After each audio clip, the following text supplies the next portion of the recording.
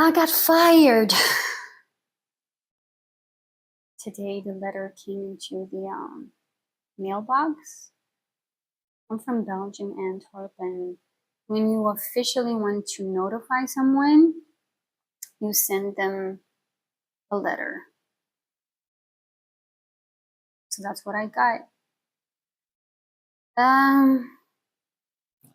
It's not a complete disaster, don't get me wrong, but I did want to record an honest revelation. It's not the right word. Again, I'm not a native English speaker, but I know how to put my thoughts and emotions into words. I am a believer in Christ, in God. I rediscovered my faith in God because why do I say rediscovered? I always had faith in Him, but I've discovered how to really have faith in Him. That's probably a story for another time because there's so much here right now. So I had asked in prayer to help me because I felt, because it's past tense, I'm working through it.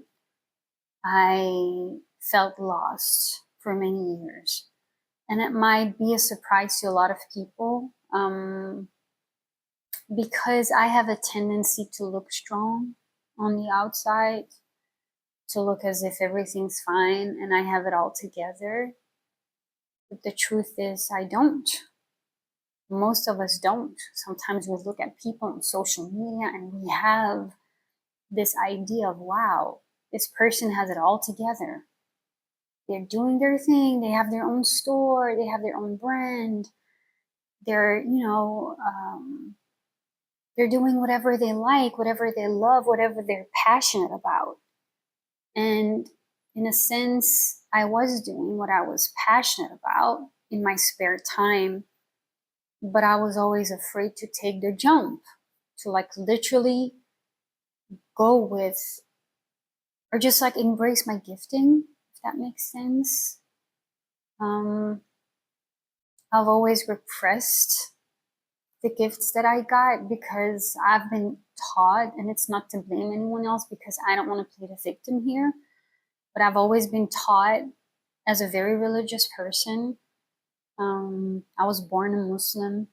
I was raised a Jehovah's Witness, which is, I know, it's very strange. But again, that's a story for another time. But I've been conditioned in the world is bad, especially for those who know Jehovah's Witnesses, because that is the biggest part of my story. As a Jehovah's Witness, you are discouraged to be part of the world.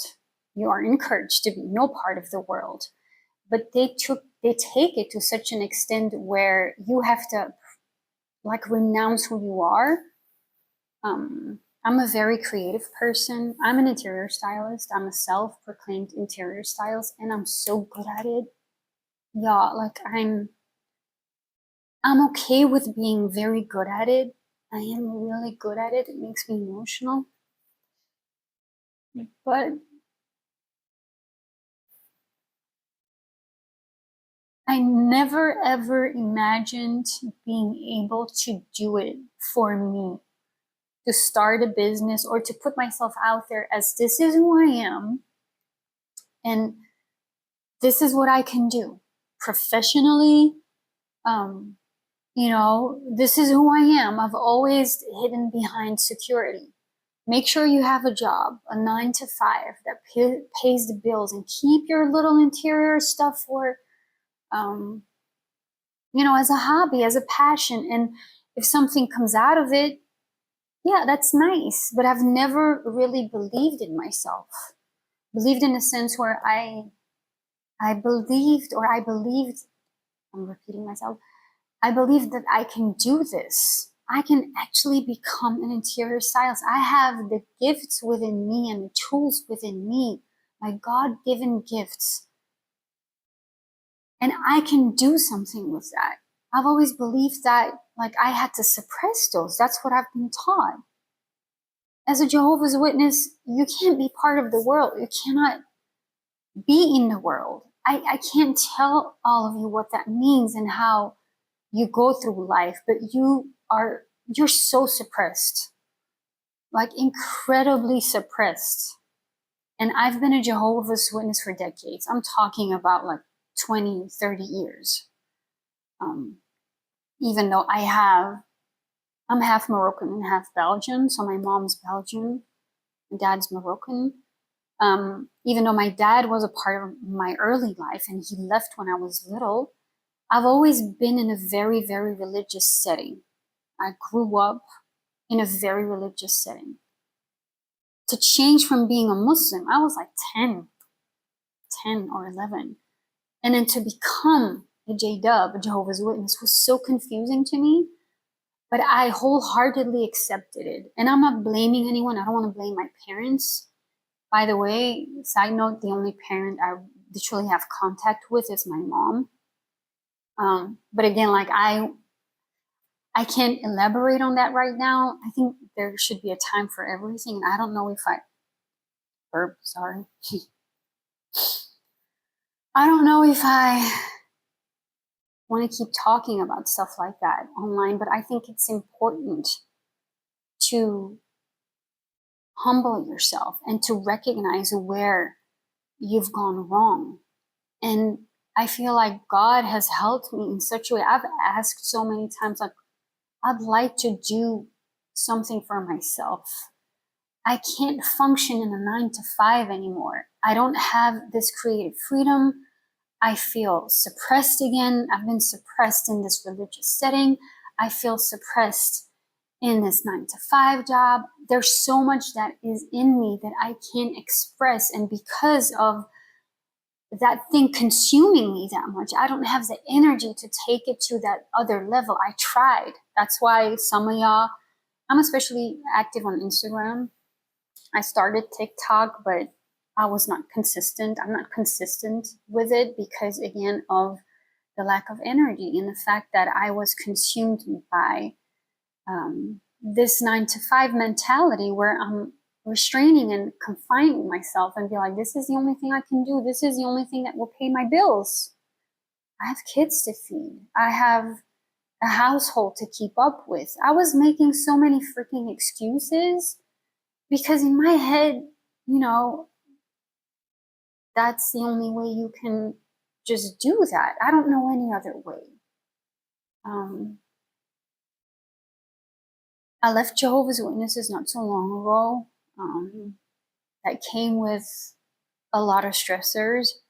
My life changed completely and I had to rebuild my life. And I feel since then, because you walk into, you find peace with showing up in this area of your life as authentically you finally find, like, I didn't know who I was. This Jehovah's Witnesses thing, like, totally changed, like, didn't allow for me to just be me. I just had to take into account so many things. Like, this is how I'm supposed to behave as a Jehovah's Witnesses. You have a lot of strange dynamics within because it's a cult. So you have to, I had to feel the temperature all the time. I felt like everyone was living in this very hypocritical way, in a sense, where people were faking. You had to fake being happy.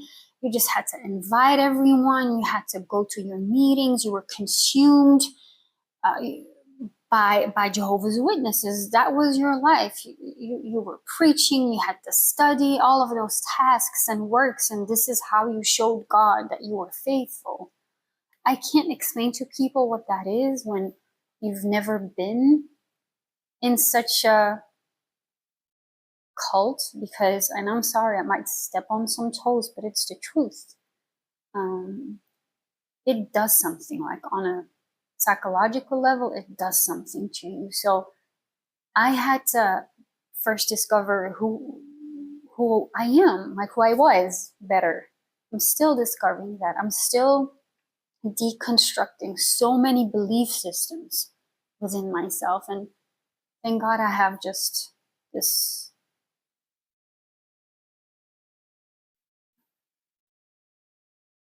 the loveliest husband.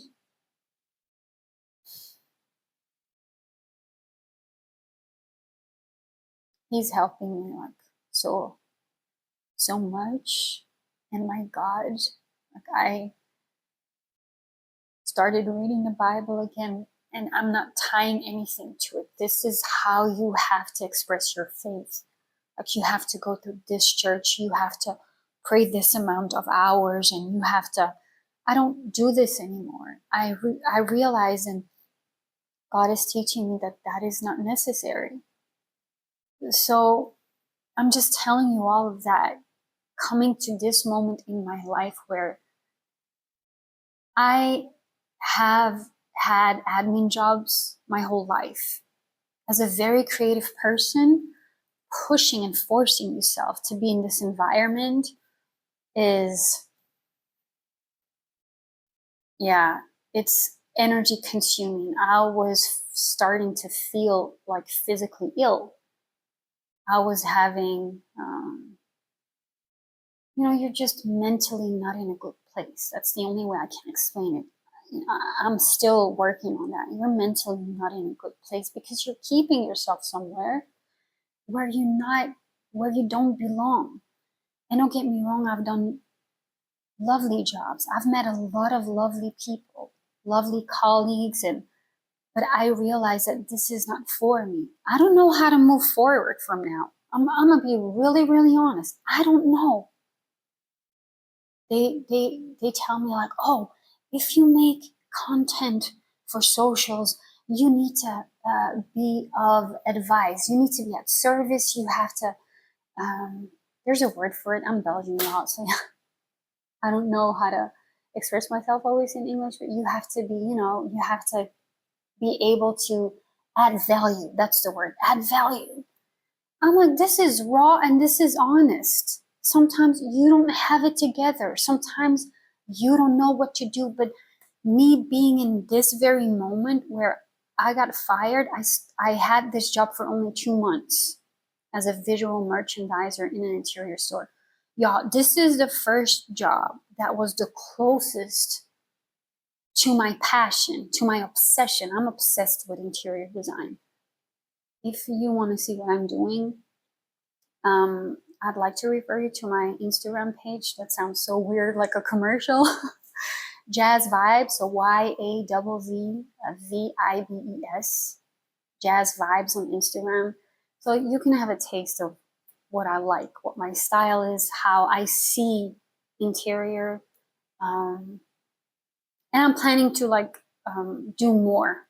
I feel like I owe this to myself, and I feel like I owe this to my God. I've been praying for a change. Like, what is happening to me? What can I do to change this?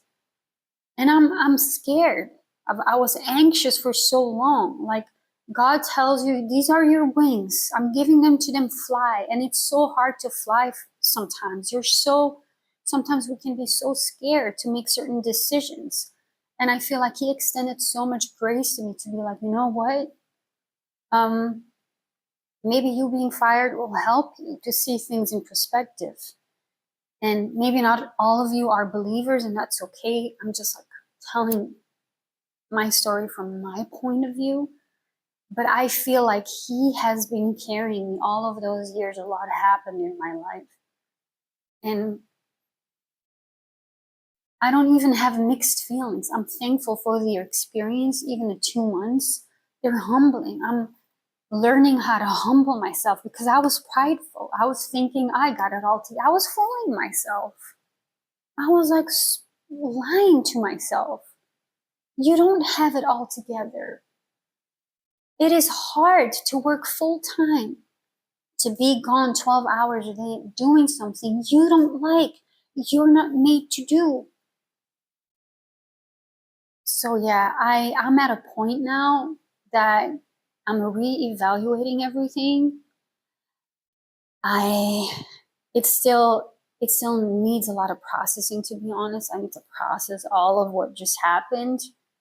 I'm thankful for the opportunity that I got. Like, I'll tell you why I got fired. Like, I think I did a great job at that job, but I have my arm is hurting. I carried very, very heavy stuff as a visual merchandising. You have to make sure the store looks immaculate, very nice, and we had to carry a lot of furniture and heavy pieces.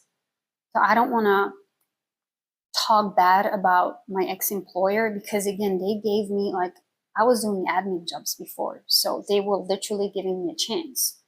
But physically, this was too much, and I could not express myself in the way I wanted. Some other stuff happened, and it became a burden, in such a way that my body just gave up. Sometimes that's what happens. You find yourself in a place where you feel like a failure, but it's a blessing in disguise. So that's where I'm at. I'm figuring things out, and that's all right. It's okay. And I know I'll figure this out, and I'm willing to double down on my work as an interior stylist. My working ground is literally my own apartment, as you will see on Instagram. I've done stuff in the past. I did magazines. I worked with incredible people. I worked on a TV show before. And I hope I can do all of this again, but then be brave enough to continue, because I wasn't. I was afraid and anxious. Like all of those stories that you hear about, oh, you can't make money being creative. You can't. Why not? And then you have all of these ideas and strategies of how it's supposed to look like. What are you supposed to say? You know, what kind of videos are you using? You have to make reels. You have to make reels. You have to talk. Show your freaking face. I don't even want to think about all of that. I just want to show up as me, as authentically as possible. This is me. This is the raw me. Don't give up. Don't ever give up. Sometimes at your lowest point, that is when you see the light. And I see it. I'm still figuring how to act upon that, but God is carrying me. And I'm extremely grateful for that. So that is my message to you. Sorry for sounding so freaking emotional, but sometimes that's what it takes. You know, recognizing your failure, humbling yourself, and being okay with not having things together. Most people don't have things together. We learn, we grow from circumstances like these. So I hope I can take you with me. I don't know how how this is going to look like. I have no idea, but I will keep sharing my story. I will keep sharing my interior and how I, find things, how I create things. I'm so versatile when it comes to creativity. I want to be able to show all of these. I'm at an age, I'm too freaking old to be just, no, life is too short. Life is too short. So yeah, that's it. Stay tuned.